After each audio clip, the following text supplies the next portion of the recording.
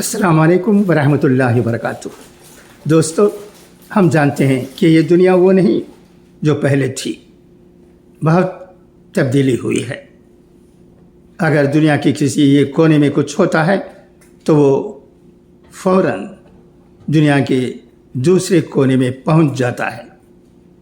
یہ what's app کا زمانہ ہے۔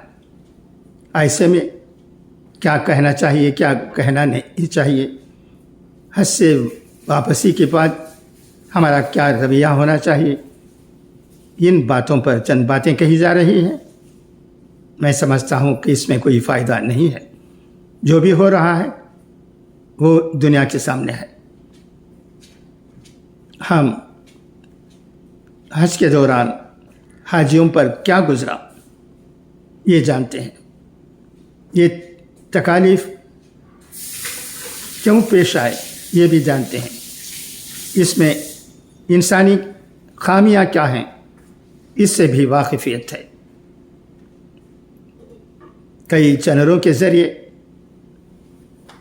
ہمیں معلوم ہوتا ہے کہ کیا ہوا۔ کہا جاتا ہے کہ لگ بھگ 1000 حاجیوں کی موت واقع ہوئی ہے اس سال حج کے دوران۔ ان میں مصریوں کی تعداد بہت زیادہ ہے اور ہمارے ملک کے لوگ بھی شہید ہوئے ہیں۔ ان میں تمل ناڈو کے 4 لوگ ہیں کہا جاتا ہے۔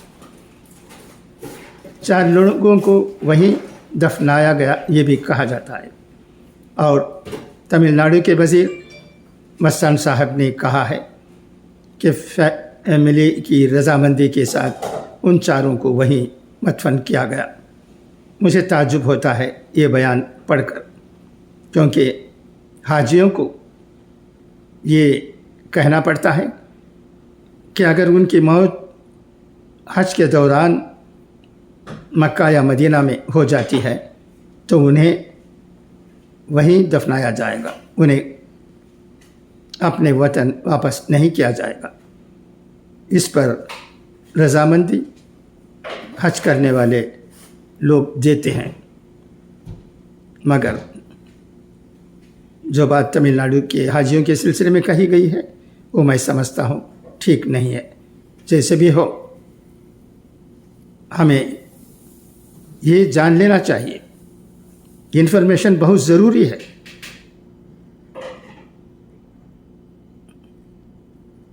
کہ حج کے دوران کیا کیا مشکلات پیش آتے ہیں اور ان مشکلات کو کس طرح دور کیا جا سکتا ہے۔ ان مشکلات پیش آنے میں کن کی غلطیاں ہیں، سعودی حکومت کو کیا کرنا چاہیے اور ہمارے ملک کو کیا کرنا چاہیے، حج کمیٹی کو کیا کرنا چاہیے، اور حج کے لیے جو لوگوں کو لے جاتے ہیں انہیں کن بات پر نظر رکھنے کی ضرورت ہے۔ تو جو بھی ہو رہا ہے اس کی جانکاری ہمیں ضروری ہے۔ صرف یہ کہہ دینا کہ ہم وہاں کی مشکلوں کو حج سے واپس ہونے کے بعد کسی طرح کہیں، یہ کوئی ٹھیک بات نظر نہیں آتی ہے۔ بات واضح ہو، صاف ہو، اور حج کرنے والا یا کرنے والی یہ تمام چیزیں جان کر ہی حج کرنا چاہیے۔ اور ایک زمانہ تھا کہ مکے سے حاجی جب مدینہ جاتے تھے تو چوری بھی ہو جاتی تھی۔ کیا ہم انہیں بھول سکتے ہیں؟